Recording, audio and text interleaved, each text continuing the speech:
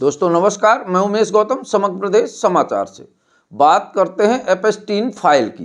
एपिस्टीन file मानवता के सामने खड़ा एक भयावह प्रश्न है। वर्तमान समय में एपिस्टीन फाइल का नाम इन दिनों वैश्विक सुर्खियों में है। हम बात एपिस्टीन फाइल की क्यों कह रहे हैं? अगर एपिस्टीन फाइल का सच तो अभी सामने नहीं आया, स्पष्टता भी नहीं है, इसके बाद भी हम भी ये नहीं कहते हैं कि सच हो, हम कहते हैं एपिस्टीन फाइल झूठी साबित हो। पर अगर एपिस्टीन फाइल सच है तो निश्चित तौर पर यह मानवता के मस्तक पर एक कलंक है।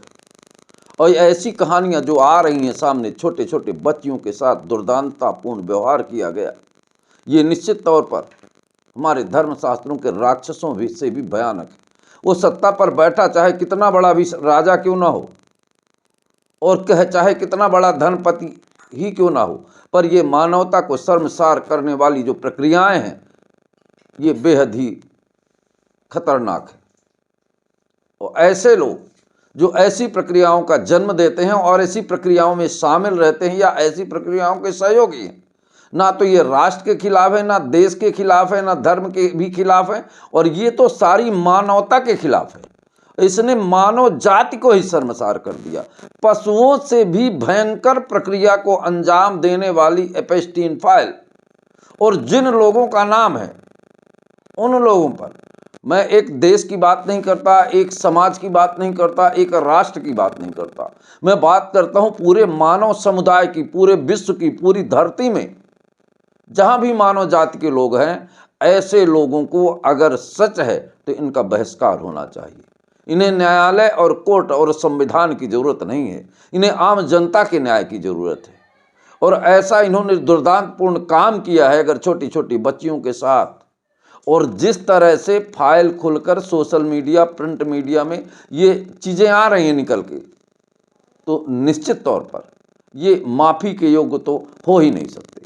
और इनके साथ वही दुर्व्यवहार किया जाना चाहिए जो इन्होंने छोटी छोटी बच्चियों के साथ किया है, मानवता के साथ किया है। और एक बात और बता दें, हमने किस्से कहानियों में सुने हैं, क्रूर सिंह देखे हैं, कंस देखे हैं, पर ये तो सब उनसे भी बड़े कलयुग के राक्षस निकले, और इन्हें राक्षस भी कहा जाए तो अतिशयोक्ति नहीं होगी।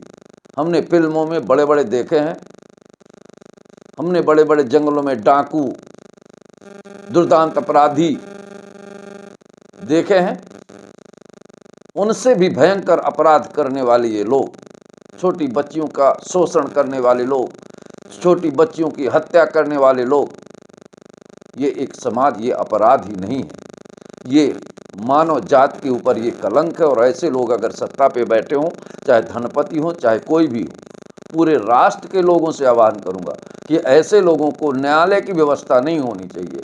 ऐसे लोगों की आम जनता के सामने खड़े होकर जो दुर्व्यवहार इन्होंने किया है वही दुर्व्यवहार इनके साथ होना चाहिए, क्योंकि ये पूरी मानव जात के लिए, चाहे वो किसी धर्म का हो, किसी संप्रदाय का हो, इसके लिए एक कलंक है।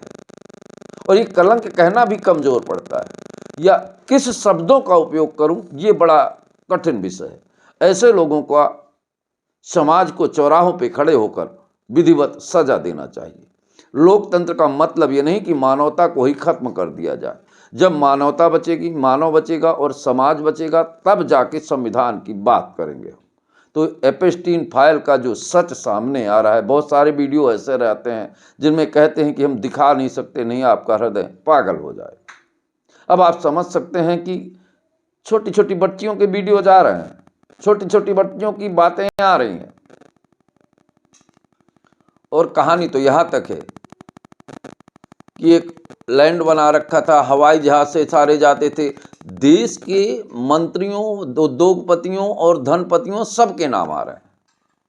ये राष्ट्र और देश दोनों के लिए नुकसानदायक है। अगर यह फाइल झूठी है और गलत तरीके से प्रस्तुत की जा रही है तो जो इसे प्रस्तुत करते हैं उनके ऊपर भी कठिन कार्रवाई होनी चाहिए, क्योंकि ये राष्ट्र के हमारे प्रमुख लोगों के नाम आ रहे हैं, और उन जिन लोगों, प्रमुख लोगों का नाम आ रहा है, उन्हें भी पत्रकार वार्ता कर समाज के सामने स्पष्टीकरण देना चाहिए। अगर वो स्पष्टीकरण नहीं दे रहे हैं तो ये माना जाए कि उस अपराध में ये शामिल हैं।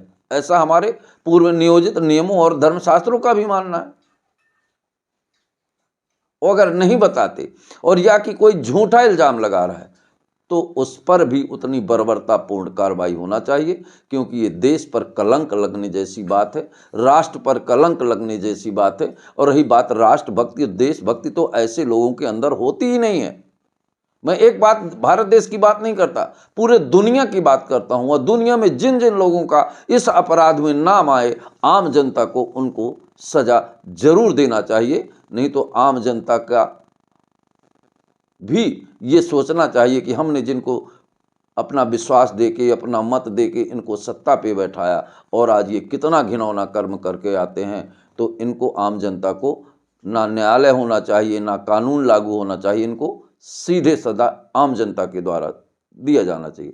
अब मेरा सवाल आम जनता से कि आप पर की इस पर क्या राय है। दोस्तों नमस्कार।